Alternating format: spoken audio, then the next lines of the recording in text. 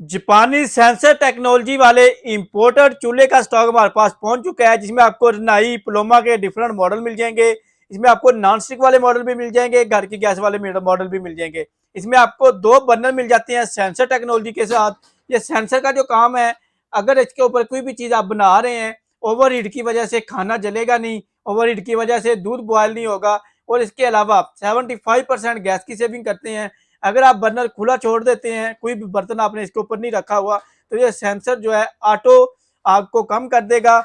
और इसमें gas leakage का ऑप्शन नहीं होता, गैस अगर चली जाती है दोबारा गैस आती है तो गैस लीक नहीं होती। इसके अलावा इसमें आपको ये बीच में ओवन का ऑप्शन दिया हुआ है।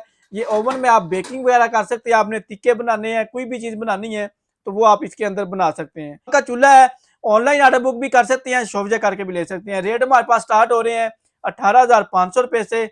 अगर आपने शॉपजे करनी है तो लाहौर जोहर टाउन जीवन मार्केट में हमारी शॉप है, इस्लामाबाद जिला और मरकज में सियालकोट में सिटी बाजार प्लाजा के अंदर हमारी शॉप है। ऑनलाइन ऑर्डर के लिए नंबर नोट कर लें 0325 9400 101, 0326 9400 101।